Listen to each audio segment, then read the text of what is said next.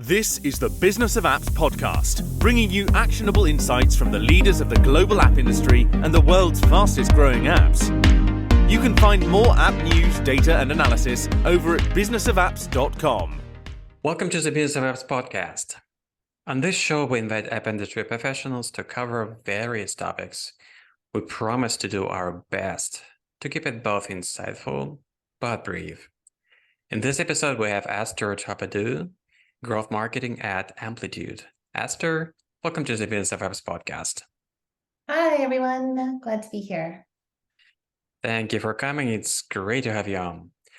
Okay, one of the pillars of mobile app growth is app engagement.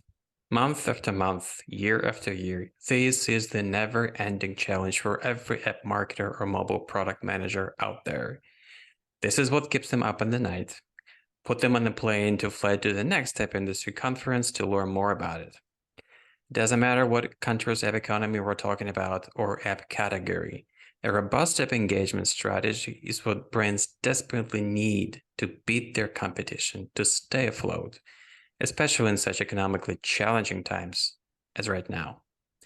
In this episode, we will save you some money on a beach trip by having with us Esther to tell you about how to boost app engagement with product-led growth principles.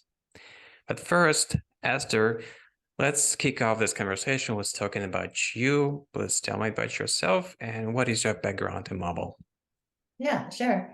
I'm a growth marketer, and I've been in marketing for my entire career, and it's really been on the side of understanding the analytics of marketing, and then being able to tie activities and inputs all the way out through outcomes. And my experience with mobile is really primarily on like tools that support mobile.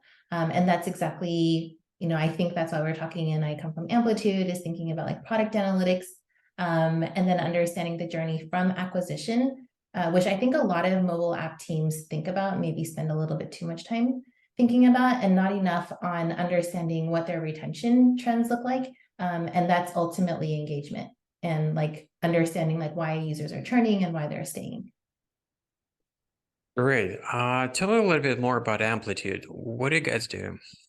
Yeah, Amplitude is essentially a product analytics company. So there's lots of analytics companies, platforms. Some of them will allow you to measure what's happening on a website. Some of them will allow you to measure what's happening on your app. And then Amplitude is a product that allows you to measure both things. Some interesting things about Amplitude that might be different from other types of analytics tools is a lot of analytics tools do event-based tracking. Hey, you visited this site or you went into the app at this one time and did a couple of things in that one session, or sorry, they do session-based tracking. You did this one thing in this session, then you leave. But a lot of times, like for a mobile app company, that one session isn't enough time to get to monetization. Like you need multiple ones. So you need a platform like Amplitude to be able to track what that one user is doing across multiple sessions and across different events to figure out like at what point do they actually come back, or if not, at what point do they actually start using like really important features in your product, features that lead to stickiness and habit building, and then at what point do they tend to monetize? And then we allow you to build cohorts. So what do those people look like that end up monetizing? What do they have in common? What can you learn from them? Got it. I found this topic of app analytics really fascinating because when you think about it, when you're selling, let's say, a product like a car, it doesn't take a rocket science to track, your communication with one client, one product. It's not that complicated. I mean, he or she may not make a decision right away, get back home, come back to it later, but that's not even close when it comes to mobile app, when you have hundreds, thousands, millions of customers, and you have to be able to track the interactions with them in different stages from the very moment when they just were introduced to your app to the moment where they start doing with the app. To the moment when they start purchasing something in the app and helping your bottom line. So yeah, that's very intricate process, requires a lot of expertise, a big team of folks who are doing app analytics for a living. Right. First, let's talk about growth loops. Why should we think about growth as a loop, not a Mhm. straight line? And if you could Yeah. provide a couple of examples, that would be cool. Yeah. So there's loops are kind of interesting. It's sort of like this perfect idea of having an activity, probably some sort of investment in that activity, whether it's money and paid ads or it's time and building a community, and like running that activity or an experiment or whatever for a certain amount of time.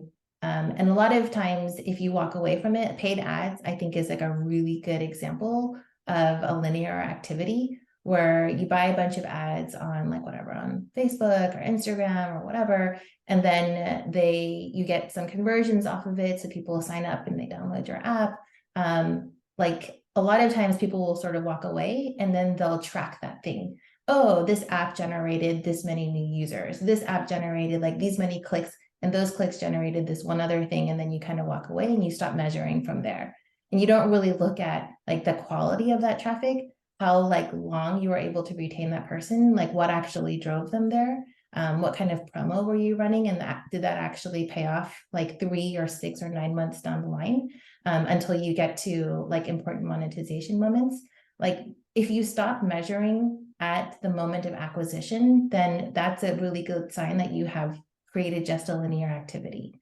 If you start thinking about like how you can run those campaigns in a really thoughtful way in different experiments, where you're thinking about the quality of the user that you've acquired, the cost that it took to acquire that user, what you were actually running, like whatever promotion or special that you were running to get them there, and then what that payoff period was, and finally getting them to monetization, and then feeding that back into the right channels and the right strategy. That's like a really, really simple loop. There are much more complicated ones. User-generated content is like the mecca of like a very interesting growth loop. Like Miro does an excellent job of this. Figma does a really excellent job of this. They are like the darlings of the PLG world. So like you go in, you get a free plan, you see a template, you use it. Like somebody has actually created that template. So it's not even someone at Figma doing it. Like all Figma did was like host a page. And then like a user comes in, creates free content. I'm super interested. I use that. Notion does this too, right? And then like I use the free plan, I get really interested, I continue to use it, and then like maybe I create my own template and I'm sharing that out. Also, I'm inviting people to use my like FigJam, and I'm inviting people to use my Notion board, and then like other people are now users. This is a great like example of user generated content loops, and then it just continues to create like these economies of scale. Want to improve your app marketing skills? Know how to fight back mobile fraud? Or how to launch an influencer marketing campaign? You've got it all at the Business of Apps Insights. Opinion, how-tos, thought leadership, and analysis from global app and social media industry. Visit our Insights section at businessofapps.com/insights/podcast. And now, back to the show. Yeah, two things. First, that when I'm thinking about this problem, just the one you've just described, that people just stop thinking about what's happening with people they've brought into the app once the acquisition through Facebook, Instagram, or TikTok or whatever is over. It's become at some point it becomes progressively hard to both think about users as real human beings or just numbers on your spreadsheet. Yeah. Because when you're communicating with people just, in person, that's easy. When you're looking at your screen, you see the numbers, inevitably you start thinking about your users just as numbers. So it doesn't register with you because it's a kind of a psychological thing. When you're just, having your regular grocery shop, that's not a problem because you can see these people all the time. You see, are they coming back or not? Are they becoming your loyal customers or not? But when you're just staring at your laptop and this hundreds of thousands of people who are using your app, you keep losing this important notion. These are the people, you have to retain them. You have to make sure that they use your product once the user acquisition campaign is over. Yeah. And the second thing, absolutely, I'm using Notion myself a lot. I strongly encourage people to think about if they can. I don't want to use the term trick. It's not a trick. It's a good way of luring people in, delivering the value, and helping them to help you. Yeah. I think Reforge does, I mean, all of this is so well documented and taught by Reforge, and they do a really nice job of thinking about organic loops, which is, yeah, we all want to get there. But you can't go from like 0 to 1, right, and have an organic loop. So they do a really nice job of giving examples of manufactured loops. And that's where you start pushing like interesting incentives, and you start pushing like different like behavioral tricks to get people back into the product and build a habit and get in there, and then start sharing them like at the right moments. Miro does this really well. There are so many, like Dropbox does this really well. Like it's just almost invisible, and you don't realize that you're like fueling their bottom line. Exactly. Okay, KPIs. What strategy would you suggest when it comes to measuring KPIs? This is the really good question for people who work in the app analytics companies, because when you ask every app marketer, they will give you a different answer. But I truly value what people have to say who are working in app analytics companies and do this for a living. Yeah, I have a couple answers for this. My first one is just get started. Like don't search for perfect. And I know like it's so easy because you can rabbit hole with metrics and you can rabbit hole with KPIs, but just get started, because the moment you get started, the faster you do, the faster you start thinking about what are the inputs that moves the needles on key metrics that actually tie back to business outcomes. Then you'll start testing and you'll learn, and like it's totally okay that those things will move. Like just know that it's going to be okay. The second thing is beware of the vanity metrics. And I think we talked about this with the linear activities. Like it's super exciting to run a campaign, get a bunch of new users and think that's a win, and start wanting to like put more money into that, especially if you're getting a lot of pressure from like other teams and leadership that you need to like hit these vanity metrics. Like I think stand by the value you're trying to deliver from your product, whether it's something fun, whether it's making somebody's life easier. Like you got into this business to develop, like deliver a certain value, like stick with that. When you're talking about the faceless numbers, like be really passionate about your differentiator and the difference you're trying to make. It doesn't have to be big, but like just hang on to that and like get rid of the vanity metrics. And like a good sign that you're hitting a vanity metric if it's too easy. If you're like, oh yeah, we 3x'd our number, that's a vanity metric. Throw that one away and make it harder. That's something my boss always tells me. If it's too easy to hit your target, then like we did it all wrong. We have to raise the bar. And then I think the third thing is a lot of other companies have already figured it out. Like go through companies that are similar to yours with a similar business model, similar user groups, and then just map it out. Like open up Miro and map out that entire journey. Look at the key events. And there's probably just like 20 metrics that you really need to track. There are probably 20 events that you really need to look out for that are driving those metrics forwards, and just start moving forward with that. Okay, great.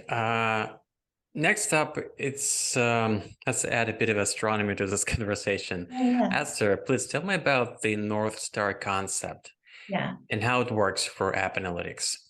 Yeah, so the North Star metric is really like, we can call it the vanity metric killer, like this layer. It's really doing is taking activities and tying it to outcomes. So there's usually one metric, and this will change over time based on market conditions, business model, usage, whatever. But you start with this one idea of like, what's the one thing, that inflection point that if my users get to this, then it's a really, really, really good leading indicator that I will be able to retain them, monetize off of them, turn them into a paying customer.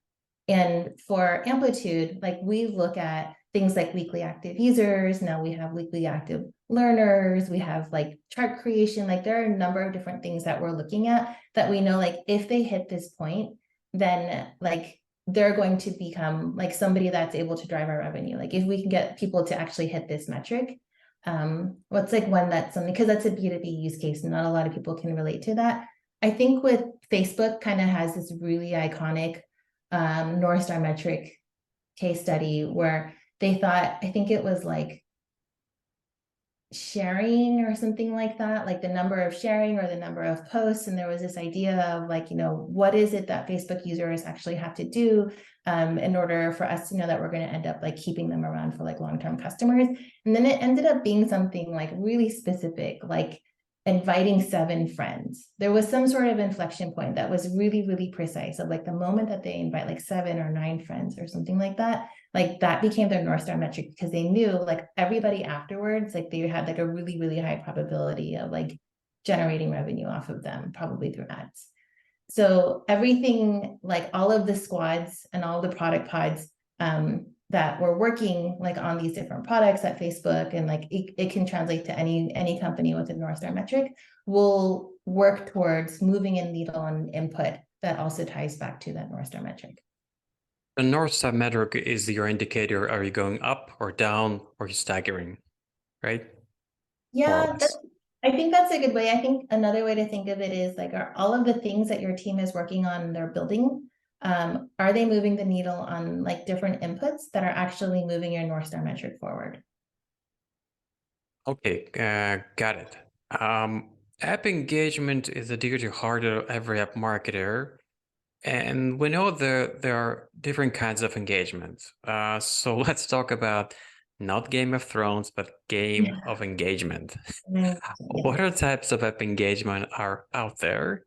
Yeah. And what app marketers should know about them? Yeah, there are probably 3 main, like we think about them as 3 different engagement games. There's the attention game, so social media is a really good one, thinking about like they want your attention, they want to serve you ads, they monetize off of that. Oh yeah, There's the transaction game, e-commerce, right? Like awesome. right. And then the third one is the productivity game. So any kind of B2B company is really in the productivity game. Like Asana is in the productivity game, HubSpot's in the productivity game, Atlassian obviously in the productivity game, Amplitude is in the productivity game. You were saying like you need an entire army of analytics people and a lot of time. Like Amplitude is meant to be like, no, you can actually calculate an end-day retention chart very easily in Amplitude without an army of people. That's like a productivity game. So narrowing down which one of those you're playing will help you figure out like where you are and understanding the type of North Star metric that you need to go for. And you think of any cases where probably they're kind of a mixing, it's not like probably one of those is dominated, but you cannot say clearly like when we talk about social media, Facebook is tinkering with these paid accounts where you have the certain features that they're not available for free. So you're kind of a go to this switching slightly, not entirely, from the game of attention to the e-commerce.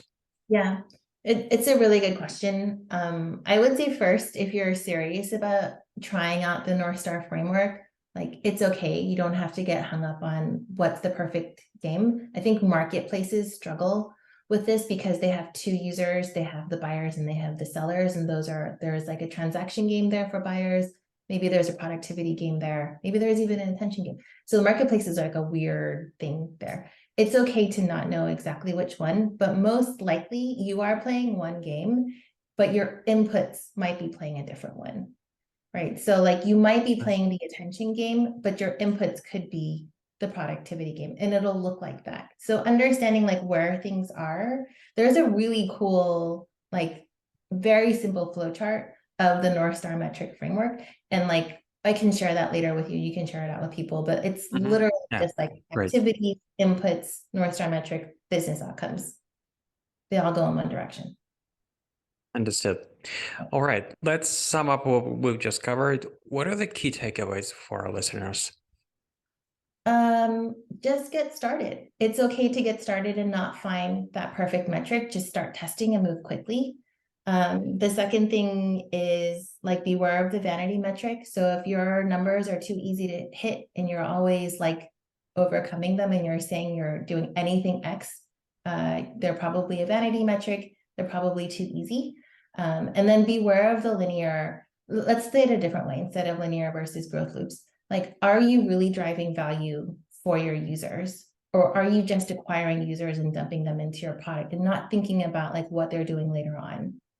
Are you handing that off to another team? Every single team, even if you're a performance marketer, every single team should be thinking about whether or not you're delivering value to your users through your work. Okay, great. Before switching to the second part, I have this question on the business side. Esther, is there something about your field you would really like to change? Yeah, like so many things I would like to change. Pick up one if it's possible. So I'm a growth marketer, and I think this applies to marketers and maybe product people too. But I think marketers don't spend enough time talking to our users.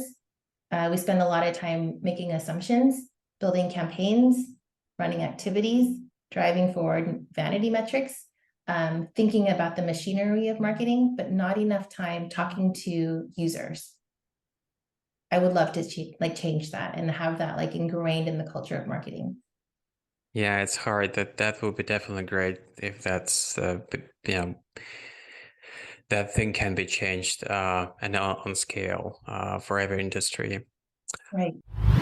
Okay, let's switch to the second part where I get a chance to ask a few quick questions because I want my listeners to be able to know people who are coming in the show a little bit better. Here we go. What smartphone do you have now? Have you been switching between these two big brands or just staying one side all the time? iPhone. I don't know how the buttons work on any other phone. Got it. Yeah, pretty straightforward. Let's jump back in time. What was your first mobile phone? The one you could put in your pocket? It was a Nokia, and I played so much Snake. Snake. Oh yeah. Yeah, that famous Snake. Okay. Back to present. Imagine you've left your home without your iPhone. What would be missing feature for you, like the most? Maps. Apps. Maps. Apple Maps, Google Maps, both? Google Maps, never Apple Maps. Definitely Google Maps. Okay. Now, probably have these moments when you're looking at your phone and go like, wouldn't it be great if that thing can do this or that? Hardware, software, or both. Something not trendy, not fancy, but specifically for you. I just kind of wish I could do more on my phone as an extension of my life. Like I'm a busy mom. I have 2 young kids. I want to work all the time.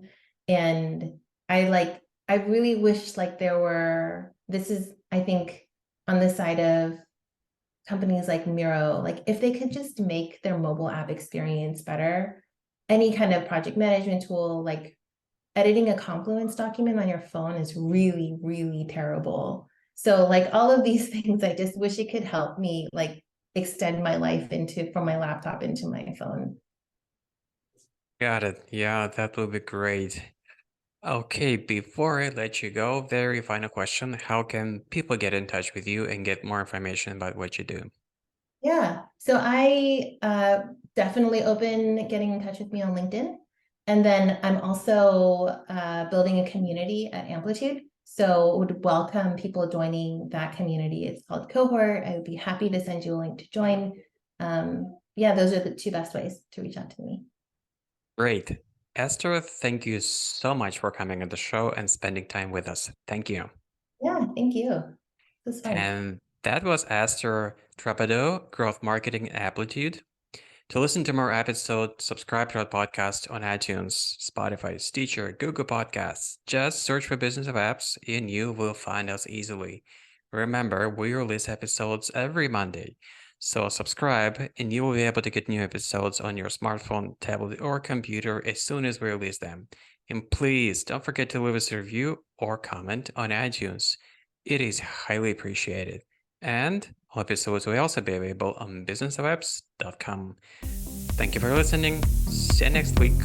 Thank you for listening to the Business of Apps podcast. For more, head on over to businessofapps.com.